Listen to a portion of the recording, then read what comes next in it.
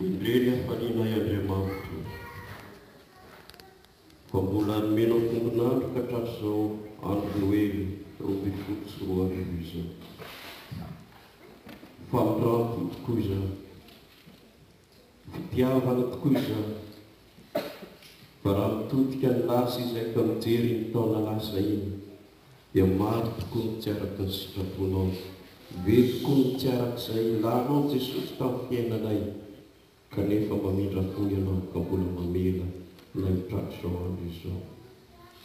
Izany misaorana ianao indrindra Andriamanitra, fa mbola ampitsahivinao anay amin'ity andro ity ny alehibe indrindra fo sy fitiavanao, ka nahafoizanao izay tsara indrindra teo aminao dia ny zanako lahy tokana natolotra ao ho anay ho mpamonjy ianao.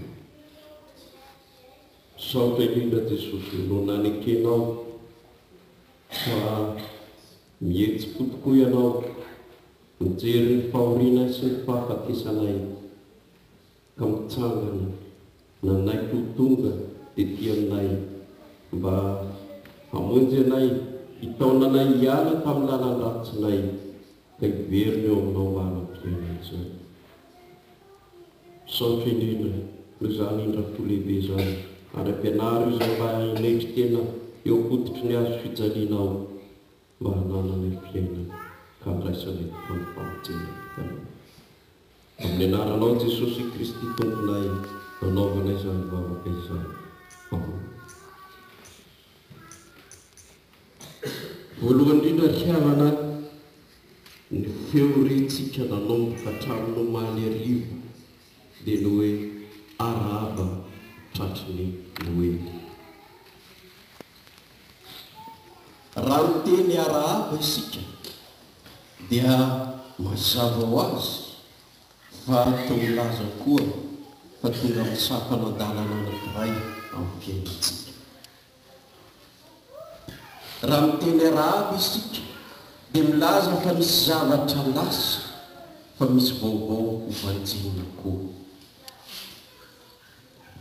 Raha mifakaiky isika amin'ny andro anankiray ny maraina dia mifampiarahaba fa lasa ny andro ray, lasa ny alina maizina iny izay tsy tokony nisy zavatra mety miseho mandritra izany alina izany, kanefa dia narovan'Andriamanitra ka tratry ny maraina vaovao.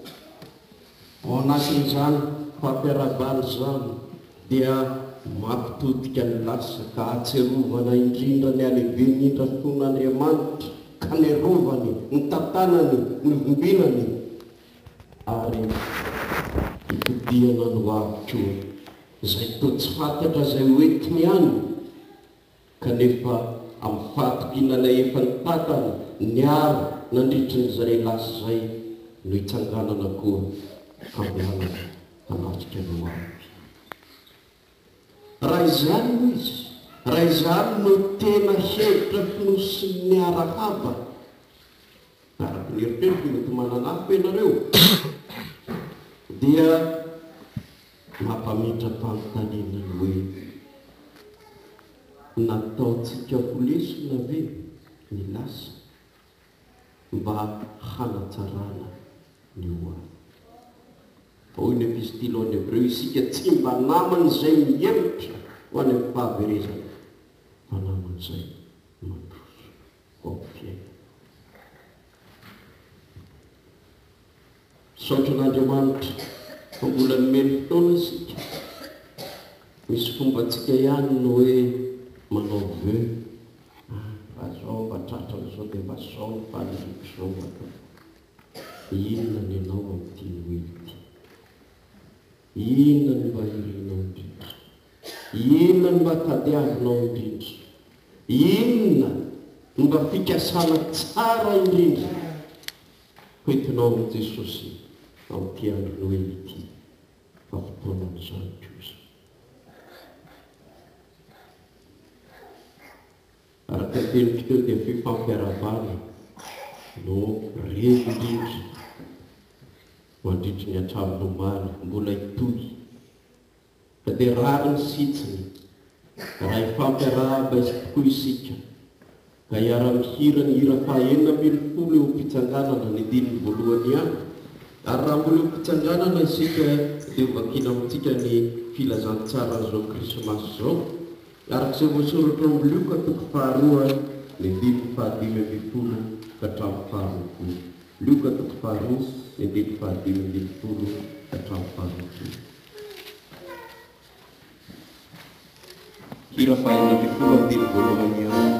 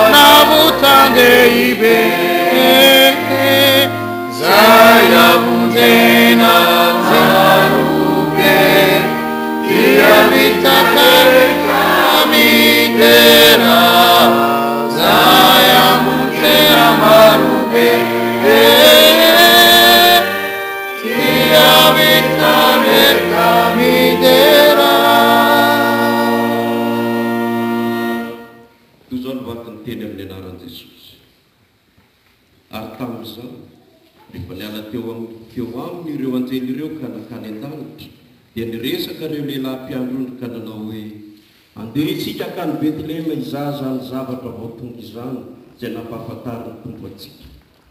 Dia nandefa aingana izy ka nahitany Maria sy Josefa ary ny zazakely nandro teo am-pihinanam-belo. Ary no nefa nahita izy dia nampely izany teny nolazaina tamin'izany zaza izany. Ary izay rehetra nandre dia gaga tamin'izany zavatra nolazainy mpiandrondro taminy. Fa Maria kosa nitadidy izany teny rehetra izany ka nieritreritra azy tao amin'ny gony. Ary ny mpiandrondro no niverina.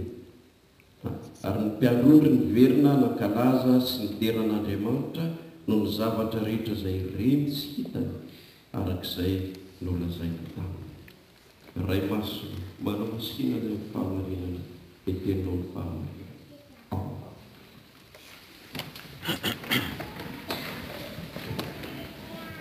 Rehefa fiangonana malala ho aminareo rehetra ny fahasoavana mampiadanana avy amin'Andriamanitra raintsika sy Jesosy Kristy Tompontsika.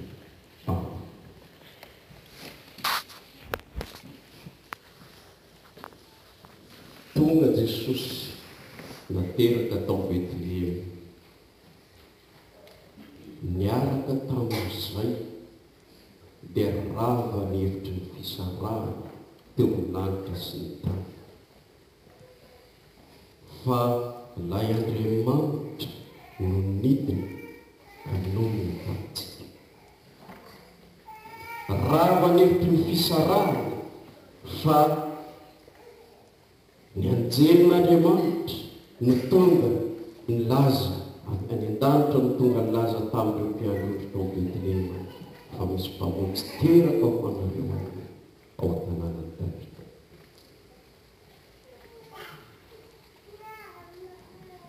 Ny mahagaga nefa zany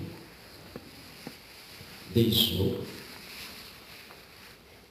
samy nanao krismasy tamin'izay andro izay ireo tao Betlehema, fa nisy ny nahitan'i Jesosy misy ny tsy nahalala akory ny fisiany tao. Araky ny teksta izay farentsika omaly hariva dia rehefa namoaka didy ny Augusto Kaisara ny hoe tsy maintsy soratana any amin'ny tany neviany daholo ny olona rehetra satria manao recensement ny tany roa, ahalala tsara ny iza daholo ny lehilahy tokony atoetra, dia tonga tany Betlehema koa Maria sy Josefa. Tonga tao izy, saingy na dia trano azy tsy nisy nandraisana azy. Tonga tao izy fa na dia trano azy tsy nisy nandraisana azy. Nanao Noely ireo olona ireo satria tsy maintsy zany no izy fa io ny fotoana anankiray izay efa nividin'Andriamanitra tsy maintsy ankalazany zany andro zany nanao ny hoe ireo saina tsy nahita an Jesosy. Nanao ny hoe ny tany Jerosalema rehefa nandalo tany ny maty ka nampahafantatra azy saingy tsy nahita an Jesosy. Ireo tao Betlehema dia taranak'andriana lehibe satria avy amin'ny taranaky Davida no niely patra ka tonga tao izay no nahafeno olona ny tranom-bahiny rehetra tao Betlehema. Efa voamany zany satria fotoana isehondo azay any amin'ny tany aniana ihany a mahavita tena tsara zay tsy mba amina fa ohatr'izao izay ka dia fifaninanana fisehoana no nisy tao Betlehema tamin'izay andro zay. Fa ilay zanak'Andriamanitra tonga tany an-trano. Io fiavana dia ny olombelona io dia olombelona ihany. Na izy tamin'izay misy amintsika kehitriny anie io e. Jereo tsara ny sika asa moa aminareo sasandreo raha misy manao fety taranaka. Fa io fety taranaka io fety mpisehoantsika taranaka amin'ny heli-patrana io. Rehefa tonga ny fety taranaka tena miomakomana mihitsy na hidira-trosa azy. Akanjon'olona azy indramana oentinany. Fa tsy maintsy mba miseho ka tahako natantena ny tena zavatra. Fa zavatra ivelany no mainka io. Ary dia hitantsika zany amin'izao andro zao e. Ny Noely ny ataon'ny olona amin'izao dia tsisy hafa amin'ny Noely ny tao Betlehema. Noely tsy mahita an Jesosy. Noely mpilalàvana. Noely fanaovana ny tany ny kibo. Noely fireharehana azy. Zany hoe tena mifanohitra amin'ilay tena Noely. Dia ilay zanak'Andriamanitra nihetry nandao ny voninahiny ka nidina ambany indrindra. Nidina ambany indrindra. Zanak'izany dia wateraka hatramin'io. Mba Andriamanitra ihany ka zanaka avela teraka hatramin'io. Raha misaitsika olombelona dia zany. Kanefa navelan'Andriamanitra indrindra zany anehoany fa ny fitiavany dia miatra ho an'ny olona rehetra hatramin'ny farany ambany indrindra. Satria tsy maintsy nidina ambany indrindra izy mba azahoany mampitraka, mampisondrotra atsika. Isika izay tao anatin'ny faralavaky ny fahafatesana, isika indrindra no nahatongavany ka nidina ny tany nanandratany atsika sy nanorotany atsika ho tonga zanak'Andriamanitra, ho tonga handova hiara-miaina amin'ilay lanitra izay efa nomaniny dia ny fandravaniny eto amin'ny hevitry ny fisarahany ny fahafatesana sy ny fiainana ka nanovaniny ny fahafatesantsika ho fiainana, nanovaniny aitsika ho fahazavana ary nanovany atsika izay fahavalo ho tonga zanaka tokoa.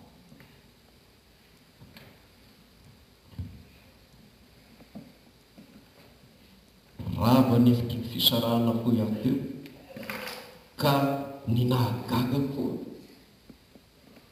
dia mpiandro tare atsahany Betlehema no nahatongavandreo atsika. Mpiandro raha teo izay tian'Andriamanitra aseho indrindra amin'izany dia ny olona taonao tsinotsinona eo amin'ny fiarahamonina sarobidy amin'Andriamanitra. Ireo mpiandron'ireo ny olona tsy fanao ianao isika. Raha ireo mandalo tanàna mpamoran'ny olona satria filazan'ny olona azy karazana brut ireo tsy menatry ny manao akeriny, tsy menatry ny mangalatra zay mpiandrondro zay tamin'izany andro manana laza tsy dia tsara ny mpiandrondro tamin'izany andro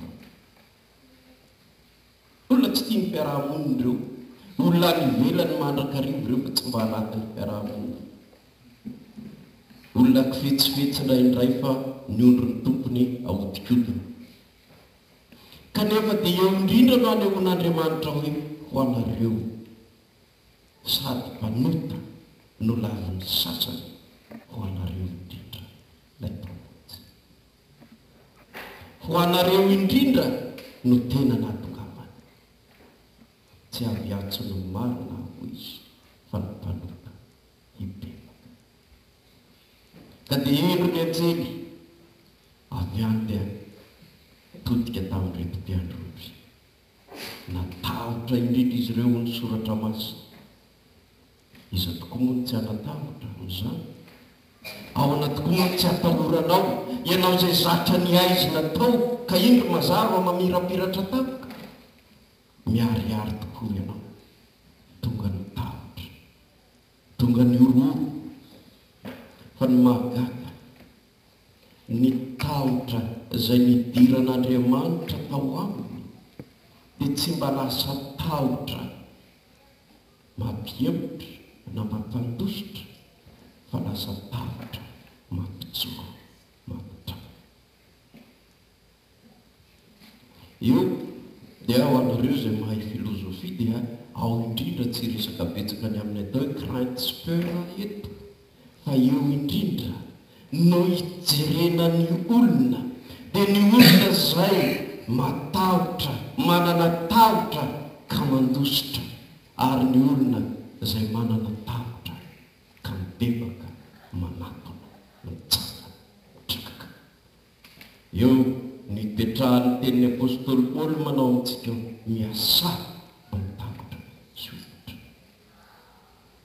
tsy ilay tahotra mampiletika mampandositra tahaka ny tahotra Adama fahizay tany Edena satria Adama rehefa nanota nandany didin'Andriamanitra dia raiky tahotra ka niafina ny ala fa ny tahotra ny mpiandrondry dia tsy mba izany fa tahotra nandre filazantsara ny teny taminy hoe aza matahotra fa mpamonjy ny teraka anao aneo ao tanànan Davida dia Kristy tompo nampitraka azy nampitsangana azy nanarinony izay mety ho ny fiheveran'ny olona na mety ho eritreritry ny olona fa nitsangana izy ka nandeha nitady an' Jesosy tamin'ny Betlehema ireo ny mpanao krismasy tena nanao krismasy marina dia ireo izay nandeha ka nahita ny tena votoatony izao andro noely izao dia tsy hafa fa Jesosy dia nandeha vaingana izy ka nahita ny Marisefa ary ny zazakely na ampiompiana birina nandeha vaingana izy tsy nitaredretra intsony rehefa nandeha ny filazantsara lehibe avy any an-danitra ny laza taminy fa misy mpamonjy ho anao ao Betlehema ao tanànan'i Davida na velany teo ny zavatra rehetra na ny ondry na ninona fa lasa izy nitavy ahitany Jesosy pianao lesinao antsika reto mpiandrondro reto inona ny mbola mamatotra anao ka tsy ahitanao an' Jesosy inona ny mbola mamatotra anao ka tsy andehananao manatona ilay mpamonjy fa ny any an-danitra Andriamanitra dia efa miteny aminao anio manana mpamonjy ianao ho anao ao Betlehema io no tena hevitry sy votoatiny izao andro noely izao raha tsy izany dia fety-pokaty tsy misy heviny tsy misy aina fa fety miteraka fahafatesana azy satria eo Jesosy ity vatolampy ity dia vatolampy mahasafaka ka misy miorona sy mijoro fa misy kosa ilavo sy hitarapoko eo ny mpiandrondry nitsangana namela zay rehetra mety ho namatotra na nitahotra na ny ondriny na inona na inona fa lasa nitady am' Jesosy tarehin'Andriamanitra ka nahitana tamin'ny amin'ny alalan'ilay filazantsara ny teny amin'ny hoe ao tanànany Davida mandry eo mpihinanam-bilona, dia io no karazana GPS ny mpiandry ka lasa nandeha izy tare ny fanahin'Andriamanitra tokoa dia mahita an' Jesosy. Isika tsy nahalala an' Jesosy, isika tsy mahafantatra ninona ny aminy, fa ny tenin'Andriamanitra no mitarika antsika ahita azy. Jereo fa tamin'ireo maty koa dia Andriamanitra no mitarika azy tamin'ny fomba izay nitarihany azy, tamin'ny alalan'ny fahalalana nananan'izy ireo mijery ny lanitra, mahafantatra ny any amin'ny lanitra habakabaka, dia tamin'ny alalan'izay no mitarihan'Andriamanitra azy ka tsy navelany raha tsy tonga tao Betlehema ahita an' Jesosy.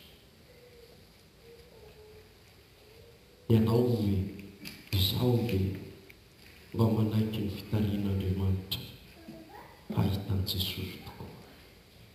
Fa raha ny zavatra lazaina sy tarihan'Andriamanitra ny amin'ny etapy izay hitanao an' Jesosy eny tsy zavatra hafa fa famonjena fiainana. Izay ny tian'Andriamanitra homena. Gaga ny mpiandry, faly nahita an' Jesosy. Manana fifaliana mihoatra noho izany ve ianao amin'izao andro izy no hoe endry tokoa Jesosy, io tokoa izy, io tokoa izy fa manaiky ho amin'ny fiainako, io tokoa izy fa mandray ahy ka mitondra ahy amin'izao fiainako vaovao izay tsy mbola fantatro izay hoentiny manaraka rehetra eo, fa faly aho fa indro Jesosy miaraka faly aho fa indro ny mpamonjiko tia ahy ka mitazona ahy amin'ny tanako, mitondra ahy isedra na mora na mafy dia matoky ahy fa manana azy. Io no natao mpiandry, faly izy nahita an' Jesosy ka dia niverina nankalazan'Andriamanitra ny amin'ny zavatra rehetra izay hitany sy reny ary nolazainy taminy. Mino aho fa izany tokoa no anjarantsika amin'izao avo sisa rehetra izao, tahaka ireto mpiandro reto nandray ny fitarihan'Andriamanitra, nandray ny teniny da ny zavatra reny hitany arak'izay nolazaina taminy, ka izany no ahafahantsika hijoro tsy hanatahatra fa handroso.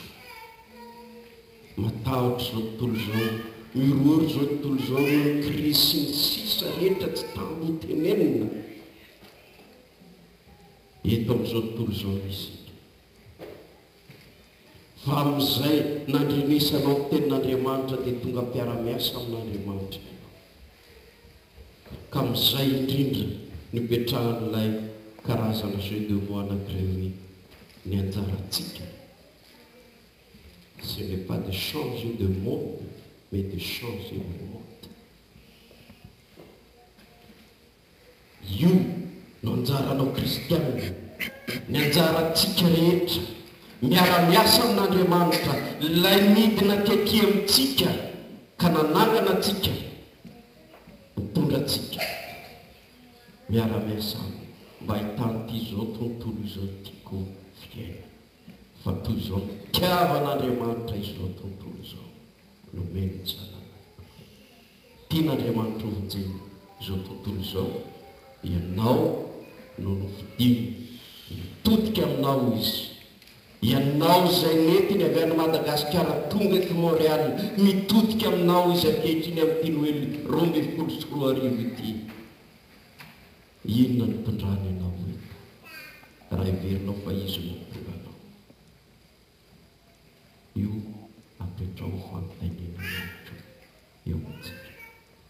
Voninahitra ane fa n'Andriamanitra raisy zanaka ary fanahy masina izay azy hatramin'ny taloha indrindra ka azy aritra mandrak'izay raisy ny fitahina.